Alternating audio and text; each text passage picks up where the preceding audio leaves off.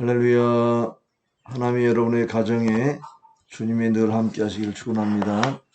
오늘은 가정교회 44번째 하나님을 경외하는 가정이라는 주제입니다. 시편 112편 1절부터 3절 말씀 읽겠습니다. 할렐루야. 여호와를 경외하며 그 계명을 크게 즐거워하는 자는 복이 있도다.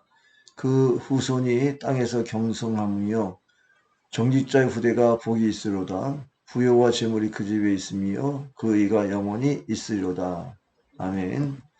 솔로몬이 여호와를 경외하는 것이 근본이라고 했습니다. 여호와를 경외한다는 것은 하나님을 믿음으로 섬긴다는 것입니다. 모든 삶의 기준이 하나님 중심이라는 것입니다. 베드로와 요한이 예루살렘 공회 앞에서 담대하게 하나님 앞에서 너희의 말을 듣는 것이 하나님 말씀 듣는 것보다 옳은가 판단하라고 했습니다. 하나님의 중심의 사람들은 이렇게 하나님을 제일주의로 삼고 하나님 말씀을 앞세우지 않습니까? 사도 바울은 이제 내가 사람들에게 좋게 하랴 하나님께 좋게 하랴 사람들에게 기쁨을 구하랴 내가 지금까지 사람들의 기쁨을 구했다면 그리스도의 종이 아니라고 했습니다. 물론 사람들의 기쁨도 중요하지만 우선순위가 하나님을 기쁘시게 하는 것이 우선이 되어야 한다는 말씀이죠. 이처럼 신앙의 위인들은 하나님 제일주의로 살았던 것을 알 수가 있습니다. 이스라엘 민족이 애굽 땅에서 날이 번성하니 애굽의 바로 왕의 위감을 느껴서 이스라엘 민족 말살 정치를 시행했습니다. 이때에 히브리 산파들이 그 이스라엘 여인들의 아들을 낳으면 무조건 죽이라고 하는 명령을 받았지만은 그러나 히브리 산파들은 이스라엘 백성들을 보호함으로 인해서 이제 많은 그 백성들이 번성하게 되었고 결국 남자 아이들도 살리는 이런 일들이 있었습니다. 그 당시 절대 권력을 가진 바로 왕의 명령을 어긴다는 것은 상상할 수도 없는 일이었지요. 그러나 산파들은 하나님이 두려워 목숨을 걸고 바로 왕의 명령을 어겼던 겁니다. 그래서 하나님께서 산파들을 축복하셨습니다. 출애굽기 1장 20절 21절에 보면은 하나님이 그 산파들에게 은혜를 베푸시니 그 백성은 번성하고 매우 강하여지니라. 그 산파들은 하나님을 경외하였으므로 하나님이 그들의 집안을 홍하게 하시니라고 했습니다. 하나님을 경외하는 가정에 복이 있는 것을 기억하십시다. 옛날에 서대문 영천시장은 콩나물 장수가 많기로 유명했습니다. 그중에 한 부인이 새벽마다 콩나물통을 머리이고 시장에 나가기 전에 교회에 들러 새벽 기도를 드렸답니다. 이 부인은 아들을 믿음으로 성장시켜서 하나님의 일꾼을 길러내는 것이 인생의 목표였습니다.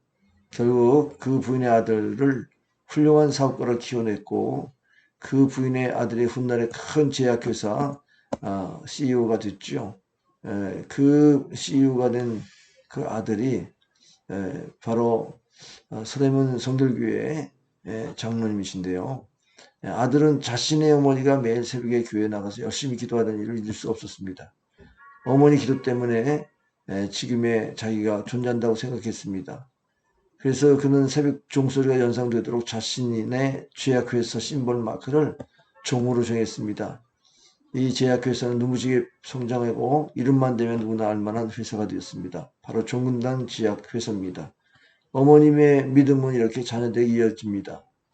여호와를 경외하며 지키면 후손이 땅에서 강성하고 복이 있다고 하셨습니다.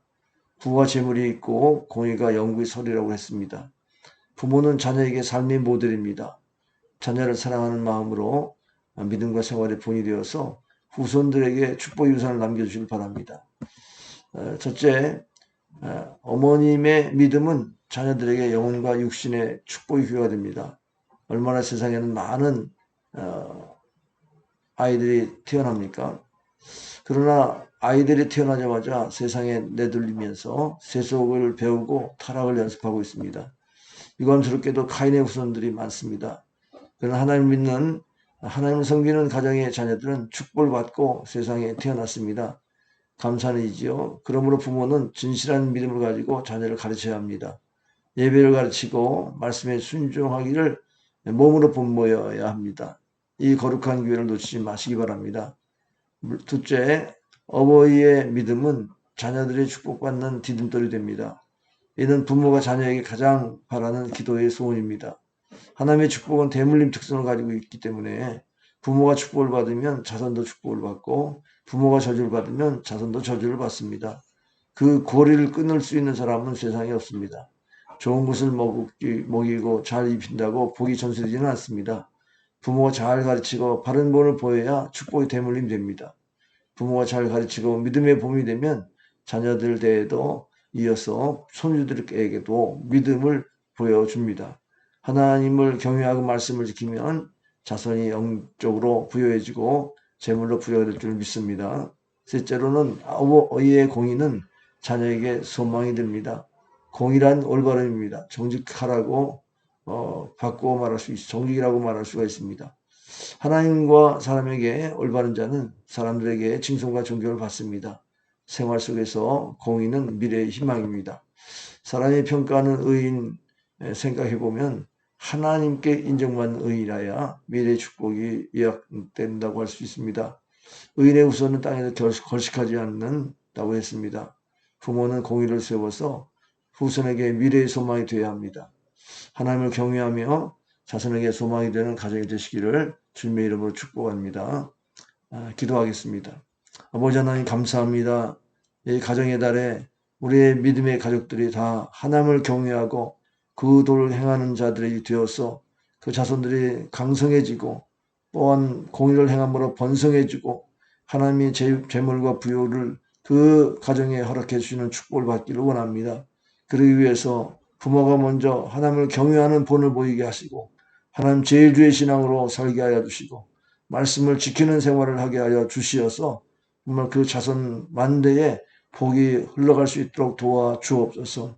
우리의 가정이 참으로 믿음 안에서 든든히 세워지는 가정 되게 하시고 반석 위에 참으로 하나님께서 이 땅의 모든 시련과 고통을 이기면서 승리하고 하나님의 축복을 충만히 받는 가정들이 될 수 있도록 복을 내려 주옵소서. 믿사옵고 예수님의 이름으로 간절히 기도하옵나이다. 아멘. 오늘은 여기까지 하겠습니다.